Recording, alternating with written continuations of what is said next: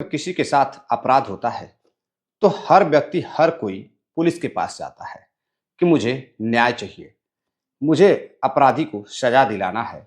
लेकिन जब पुलिस वालों के साथ ही पुलिस वाले ही अपराध करने लगे तो फिर उनका क्या होगा?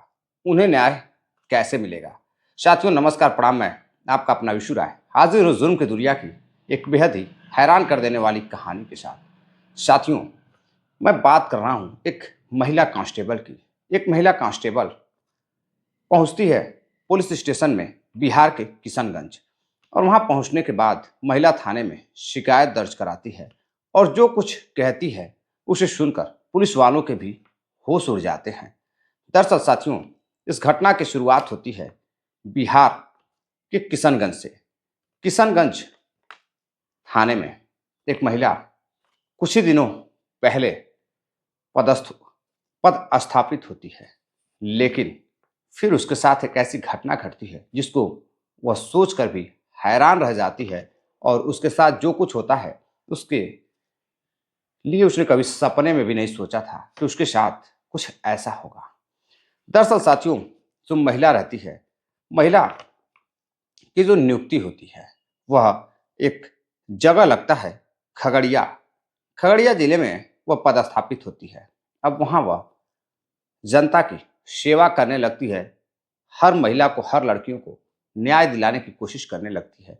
जितना हो सकता था वह दिल खोलकर लोगों के लिए खड़ी होती थी।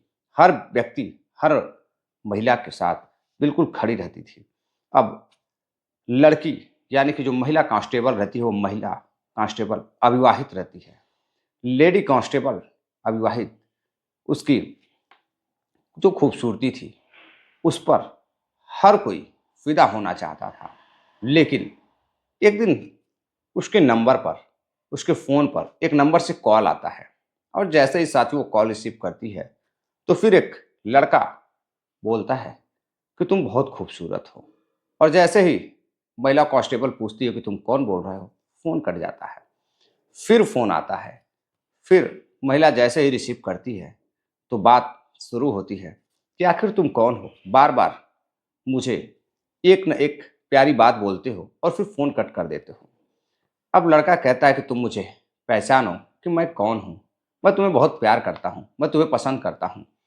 लेकिन महिला कहती है कि अब तुम्हें पुलिस की हवा खानी पड़ेगी, लाठियाँ खानी पड़ेगी, अब तुम्हें जेल जाना होगा। अब लड़का नंबर बंद कर देता है। कुछ दिन बाद फिर एक अलग नंबर से फ़ोन करता है। अब फिर महिला परेशान हो जाती है कि आखिर यह है कौन। आज से 13 वर्ष पूर्व, ठीक 2011 से यह कहानी शुरू होती है। अब महिला को बार बार अलग अलग नंबरों से एक ही लड़का फ़ोन करता था। महिला समझ नहीं पाती थी। अब एक दिन महिला अपने पुलिस लाइन में ड्यूटी दे रही थी। अब उसके बाद रात हो जाती है, उसे अपने घर भी जाना था, लेकिन कोई सवारी नहीं मिल रही थी। अब इस वक्त वह पुलिस लाइन में ही फ़ोन करती है और फिर फ़ोन कर एक वाहन मंगाती है। अब वाहन लेकर एक चालक सोनू आता है। अब सोनू कुमार वाहन लेकर आता है, एक नौजवान लड़का। तो लड़की उसके साथ अपने फोर व्हीलर में बैठती है और फिर सरकारी वाहन से ही, पुलिस के वाहन से ही वहाँ से वह अपने घर के लिए जाती है। लेकिन जैसे ही घर पर पहुँचती है, लड़का कहता है कि मुझे पानी पीना है, और घर पर कमरे पर जैसे ही लड़की पानी लेकर आती है, फिर वो कहता है कि मुझे चाय भी पीनी है। अब लड़की सोचती है कि भाई अपने ही साथ का व्यक्ति है, अपने ही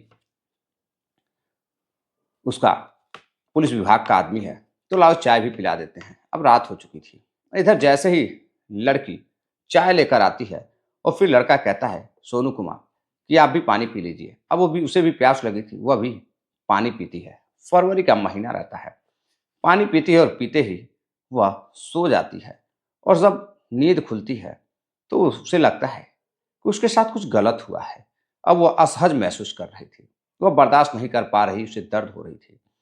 अब वह जब सोनू कुमार से पूछती है कि तुमने मेरे साथ कुछ गलत किया है, मैंने पानी पीने के बाद मैं बेहोश हो गई थी, मुझे कुछ भी याद नहीं है, मुझे लगता है कि तुमने मेरे साथ शारीरिक संबंध बनाए हैं। अब इधर सोनू कुमार कहता है कि हाँ, तुम सही सोच रही हो, मैं तुम्हें बहुत प्यार करता हूँ और मैं वही लड़का हूँ जो तुम्हें बार बार फ़ोन करता था। अब इधर लड़की कहती है कि मैं तुम्हें जेल भिजवाऊंगी। तुमने बिना मुझसे से पूछे ही मेरे साथ रेप जैसी घटना को अंजाम दिया है। लड़का कहता है कि देखो, मैं तुम्हें बहुत पसंद करता हूँ, बहुत प्यार करता हूँ, मैं तुमसे शादी करना चाहता हूँ। अब इधर जब शादी की बात आती है तो लड़की अब कुछ बोलने से परहेज करती है, कहती है चलो ठीक है, जल्द से जल्द शादी कर लो। लेकिन अब दोनों एक दूसरे से बातचीत करते रहे। इधर बातचीत बढ़ती गई। अब धीरे धीरे लड़का उसे बुलाकर शादी की बात कर, फिर अब किसी कमरे पर, कभी किसी होटल में उस महिला कांस्टेबल के साथ शारीरिक संबंध बनाता था। धीरे धीरे वक्त गुजरता गया। अब साल 2024 आ जाता है। अब महिला बार बार लड़के सोनू से कहती थी कि एक काम करो, मुझसे शादी कर लो। अब समय काफी हो चुका है, अब मैं तुम्हारे साथ बिना शादी के नहीं रह सकती हूँ, और तुम ऐसा क्यों कर रहे हो। सोनू कहता है बस कुछ दिन और ठहर जाओ, बहुत जल्द मैं तुमसे शादी करने वाला हूँ।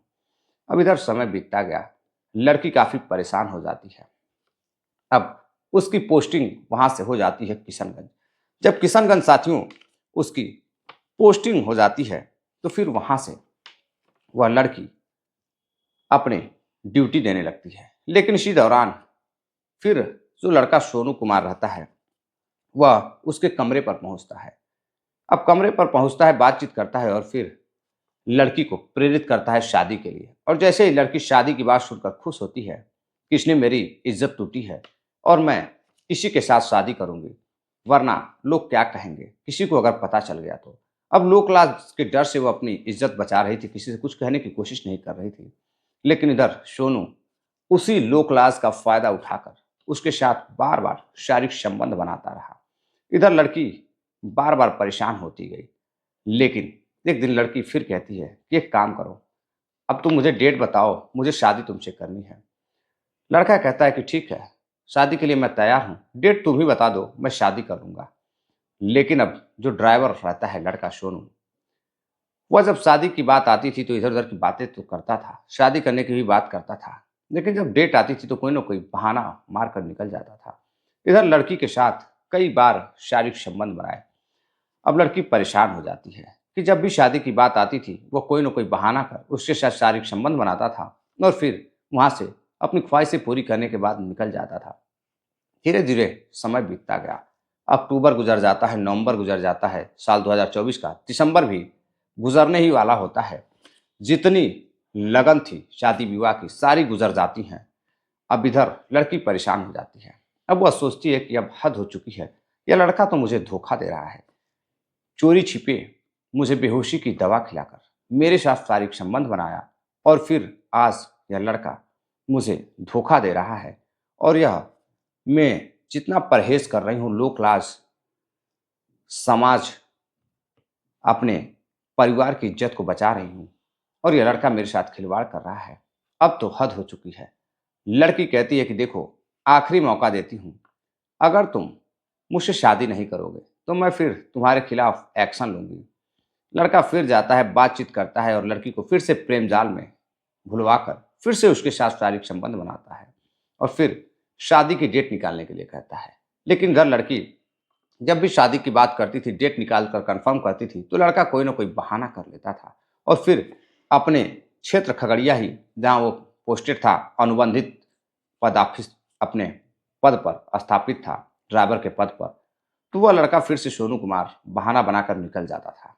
अब लड़की सोचती है बहुत हो गया, हद हो गई, अब तो कोई ना कोई एक्शन लेना पड़ेगा। आखिरी मौका देती है, आखिरी बार फोन करती है, तो फिर वह वही उससे प्रेम भरी बातें करता और फिर एक अलग डेट बताता। लड़की समझ गई थी कि लड़का सोनू उसे धोखा दे रहा है।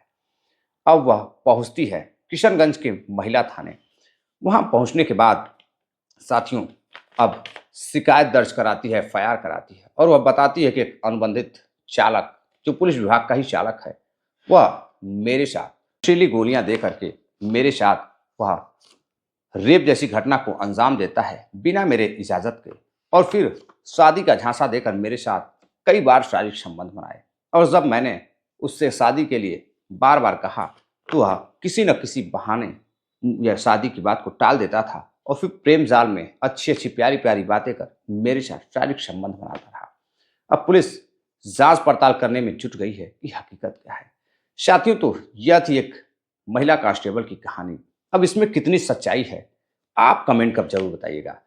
वाकई में महिला कांस्टेबल के साथ रेप जैसी घटना को अंजाम दिया गया था, या फिर महिला कहीं ना कहीं सोनू कुमार को फंसाने की कोशिश कर रही है, या फिर प्रेम दोनों के बीच था और फिर सोनू कुमार डकर जाता है, इसलिए महिला को चोट लगी और महिला बार बार शादी की बात करती रही। और जब अंततः सोनू तैयार नहीं होता है तो वह जाती है पुलिस स्टेशन और शिकायत दर्ज कराती है।